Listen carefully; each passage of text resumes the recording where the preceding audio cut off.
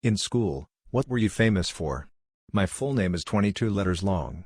More often than not, my name would decide the width of the name column in every class I was in, and therefore stood out quite a bit. I only wish it was not a boys-only school. You think your length would have gotten you in with the ladies? Well, ladies, you know what they say. The bigger the name, the bigger the shame. The worse the satin. The bigger the game, the bigger the fame. The smaller the game, the bigger the stain. Explains why all these rappers shorten their names to Lil.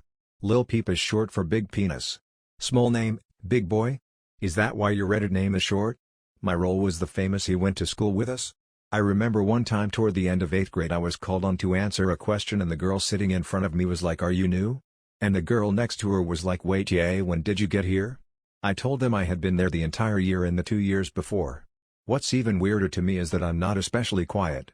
I was probably one of the more active participants in that class and they still had no idea that I was there the entire year. Maybe it's that they were just really obtuse. I was the invisible, no one noticed I was there. I felt like a ghost walking the halls. Nobody seemed to see me. I remember in 12th grade a girl turned around to me and said, "What's your name?" and then asked to see my lecture notes. The shitty thing is we had been going to the same school since kindergarten. We had a dozen or so classes together over the years. She didn't even know my name. Felt so insignificant. I always felt this to be a blessing in disguise. It is absolutely fine to be an unnoticed and unmentioned person, because you can get away with stupid shit that popular kids couldn't. Why aren't you in your classes? What's your name? Jake Dolak.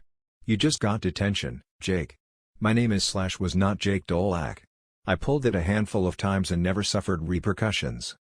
Being the guy with the really polished last name. Ah, Mr. Sheen, we meet again. I know someone who would not have Spanielsi, so maybe it can't be too bad.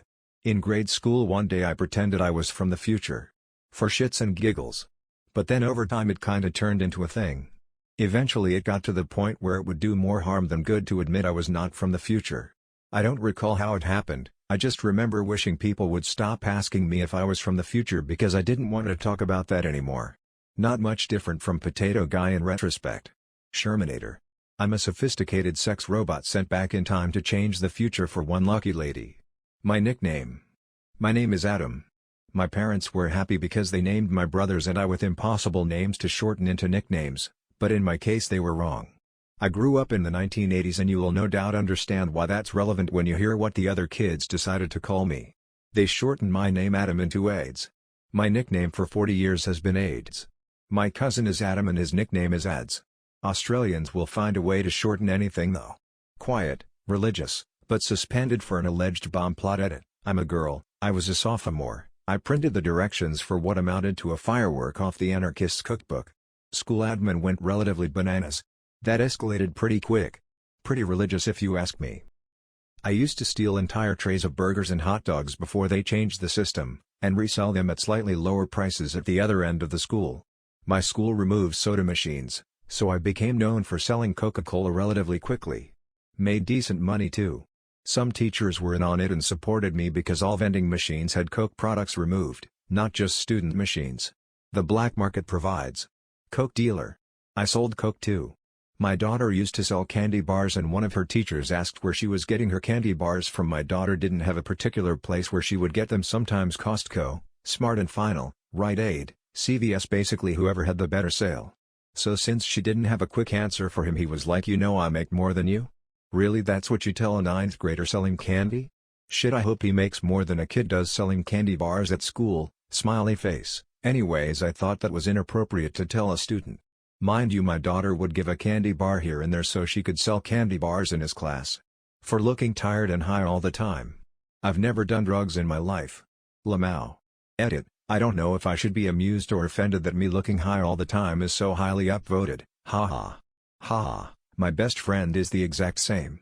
He looks like the biggest stoner, but he actually doesn't even drink, let alone smoke LM. If he did, he would look like a businessman. This is me.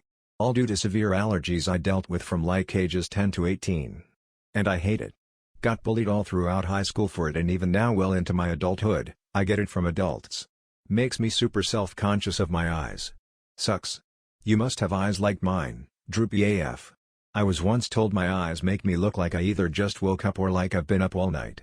It's because of my eyes people were always accusing me of being high and or drunk AF. I didn't do either back in high school. Was more than 35 years ago now, but in high school we watched Gandhi and social studies. I was so influenced by it I wore a bedsheet to school one day and preached non-violence. Luckily I did have Adidas shorts underneath as it got repeatedly tugged by just about everyone. It's hard to maintain non-violence when people are tugging clothes off of you. Yes, passive resistance is difficult under those circumstances. Getting knocked on my head before school one day and having a seizure. It was before they opened the doors so everyone outside saw what happened and then the ambulance came and I was awake but I was blacked out and my friends told me I tried to fight the paramedics off.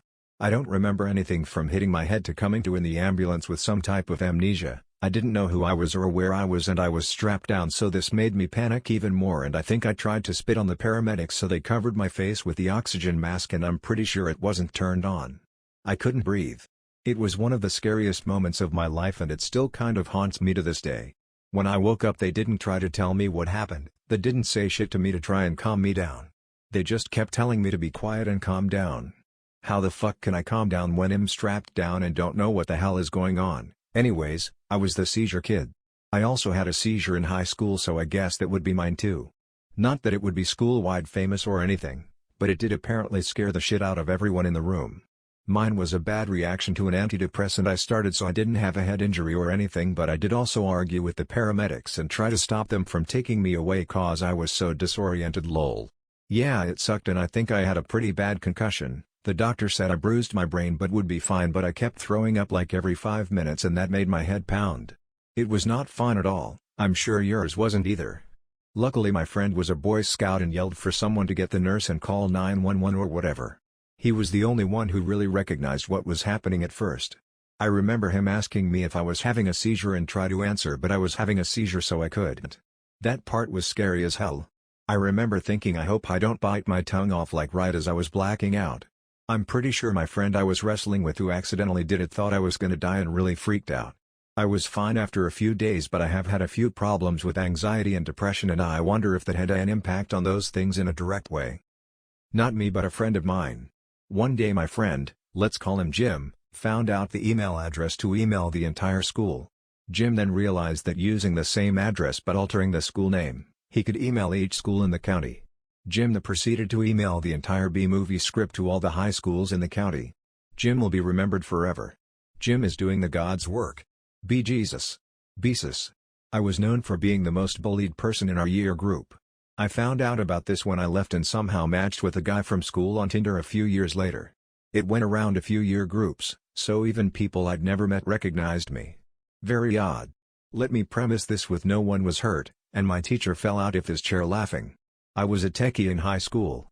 During a specifically awful rehearsal of a show the school was putting on, I was working lights up in the balcony as our tech teacher, who couldn't take the musical disaster anymore, sat below at the director's booth.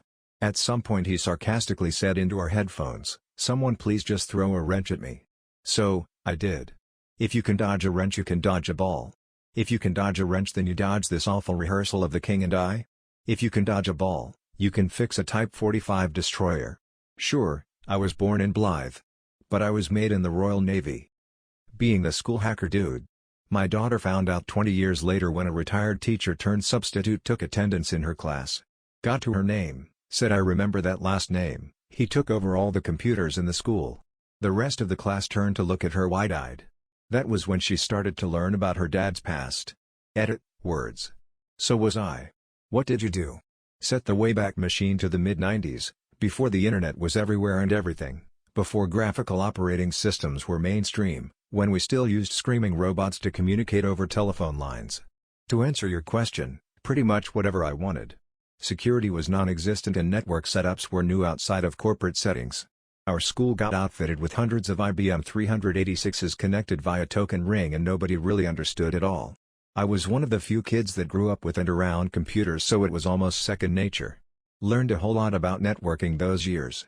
Anyway I could view/move/delete anything, regardless of user, managed to lock out the entire keyboard in class for like a week, had the library's tractor-fed printers dump their umpteen thousand-page boxes of paper on the floor, there were 4 of them, and the traditional hide the games on the server.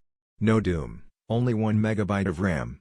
I earned similar fame on the local BBC back when.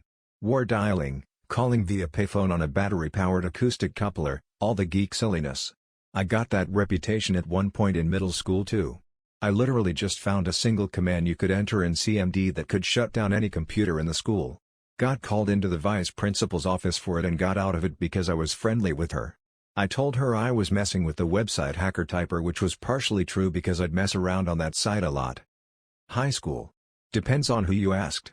I dressed like the typical 90s heavy metal kid, long hair and all, but played violin. Sometimes in the commons area. The art teacher had several things I made on display too. Most people knew or at least recognized me for that. Other people knew me because I sold weed in Playboy/Hustler magazines. True dude/dude of culture. I wish my school let me play violin. Setting myself on fire in chemistry. I saw a kid accidentally stab himself with a pipette back in high school. Saw a bloke deliberately brand himself with a Bunsen burner and some random metal he found. I saw the same kid once sand the tip of his finger off, and also get smacked in the head by a table leg he was making on a wood lathe. I have no idea why they kept letting him use dangerous machines, because he kept doing dumb shit that got him hurt. I was thin and had huge breasts. Got poems written for me because of this. Sadly, even teachers noted and joked about it. I went by the nickname Jessica Rabbit. This seems creepy looking back. Kids are, unfortunately, going to say stupid things. Even if at the time it was flattering, it was uncalled for. The teachers, on the other hand. That's just all around creepy and entirely unprofessional. Oh, it wasn't flattering at all. I felt no one cares about me and every guy went crazy. It became better at the university with peers. Teachers, on the other hand. Well, pretty much the same. Once a paper with our grades got out and instead of my name the professor wrote "boob girl." I am okay now with all this, but if anyone will pull these things with my daughter I will rip his head off. I hope that professor was terminated. I'm glad you are teaching your daughter about the value of self-worth and to not take that kind of treatment from others. It was never acceptable. It's 2021, the bigotry has to end. I was absent just as much from high school, but I wasn't famous for my absences, I was famous for being crippled. I was the only kid in the school out of 2,000 kids who was in a wheelchair, so pretty much everyone knew who I was, the guy in the wheelchair, but almost no one actually knew me. But yeah, like 95% of the time at school, I was ignored/ostracized entirely by everyone, and 5% of the time I would get bullied.